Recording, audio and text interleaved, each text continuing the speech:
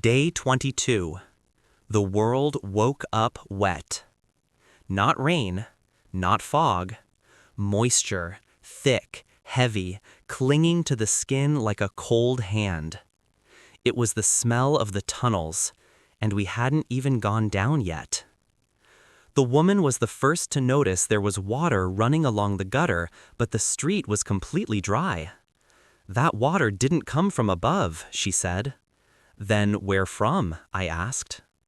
The speaker answered with a tight voice, from below. And that's how day 22 began. Near a shattered intersection, there was a manhole cover slightly out of place, like someone had left in a hurry. Water was leaking out through there. The woman walked up slowly. The sewer is full. Did it rain? No. Her paws hurt. Then something is pushing the water up. The speaker started shaking. They use this. They who? I asked. Infected and others. The silence that followed hit as heavy as concrete. The manhole cover was warm to the touch. Warm. On a cold day. The woman set her hand on the grate and her eyes widened. There's light down there.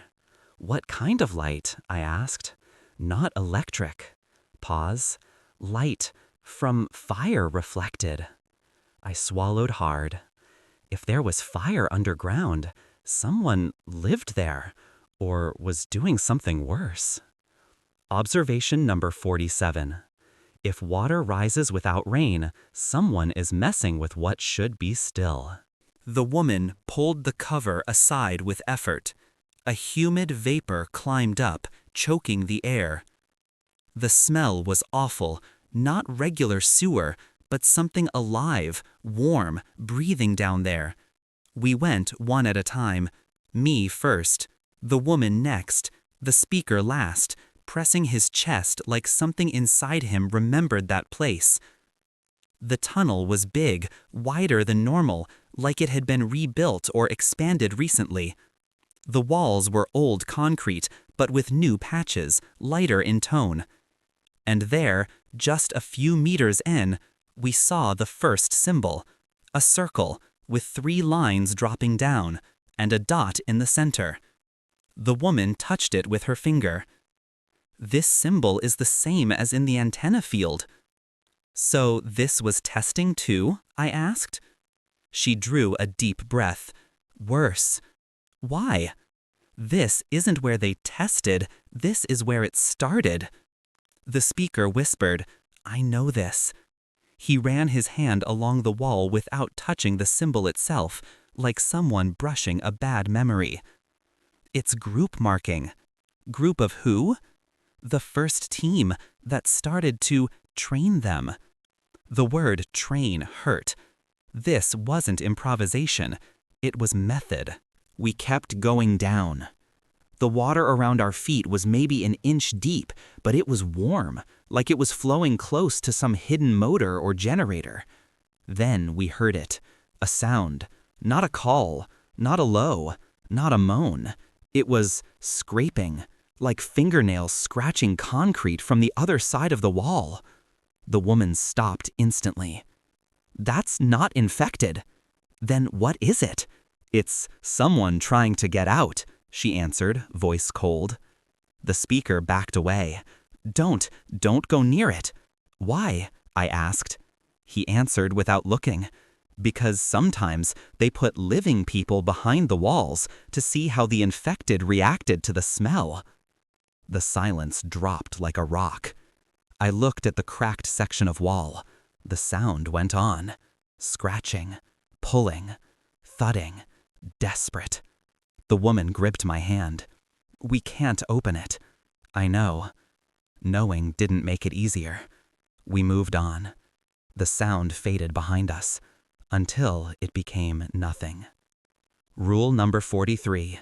When something begs for help behind concrete, whatever's alive in there isn't the only thing trying to get out.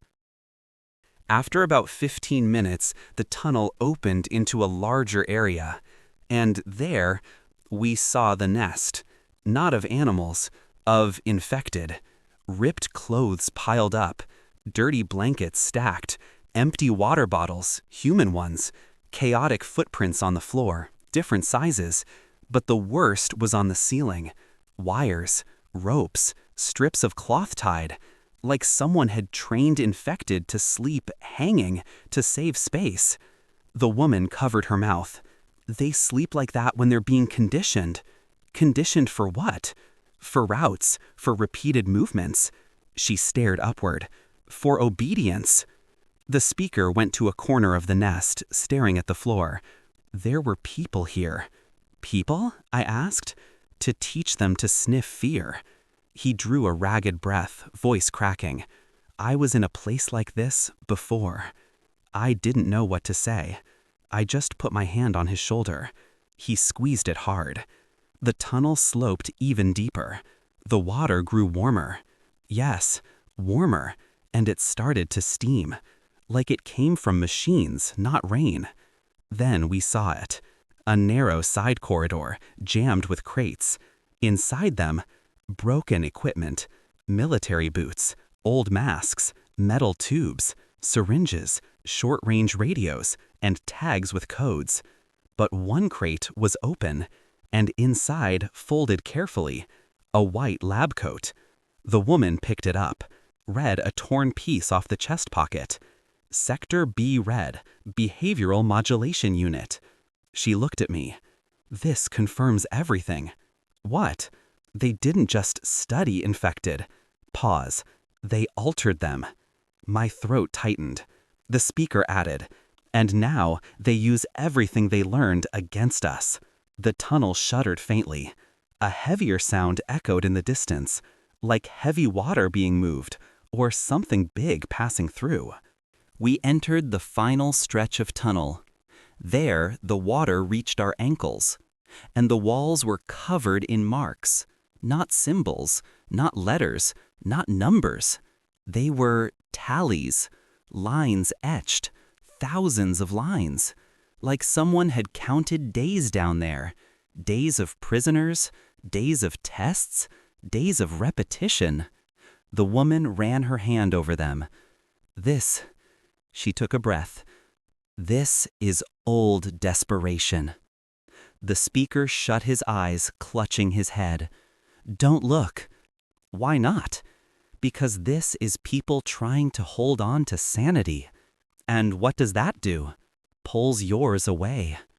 The walls began to seem like they were moving. Not really, just the psychological effect. I turned my face. So did the woman. We hurried on. Observation number 48.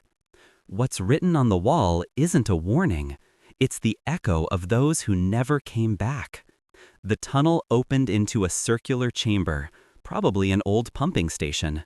And there we saw bodies. Not infected, not regular civilians. Bodies of training units. All wearing clothes marked with paint. Green, blue, black, gray, and some marked red. The woman froze. Just like the man with the red vest. This is a whole unit? I asked. She answered, horrified, barely above a whisper. This is a team. They all had the same cut on the back of the neck, the same cut the man who only walked forward had, the same kind of access point the caller seemed to use. The woman turned slowly to the speaker. This place, her voice broke. This is where they changed you. His tears fell on their own. He didn't answer. He didn't need to, because right then, the whole tunnel shook again. We saw movement in the deeper water, something shifting in the darker end of the chamber, slow, heavy. And then, an eye opened, a human eye, but with no soul and no blink, like the man in the red vest. The woman yanked the speaker back. Out, now! We ran through the tunnel. Water splashed, the echo swelled, and behind us, the sound of water being shoved by something that didn't breathe through a mouth, and didn't walk with normal legs. The speaker shouted, "Don't look! Don't look! If you look, it follows!" The woman dragged him with everything she had. I took the next turn. On the wall there, it was written, "They still hear from below." I swallowed hard. We ran farther. The light of the exit appeared ahead, weak but real. We climbed the ladder at the far end, the woman out first, then me, the speaker almost fainting behind. When I pulled him up, something hit the manhole cover from underneath. Once, twice, 3 times, then stopped. Absolute silence. Rule number 44. Never go down where the water is warm. Warm water means life, and at the end of the world, life is the worst thing to find in the dark. That night, we hid behind an abandoned lumber warehouse. The woman wrote, quote, "Day 22. The tunnels aren't shelter. They are movement routes. They are forgotten labs. They are graveyards of teams. They are test rooms. And they are alive, not biologically, in what remains inside them." The speaker slept shaking. I wrote, quote, "If the tunnels were used to teach infected how to move, then everything we learned today will be used against us tomorrow. Because one thing is clear.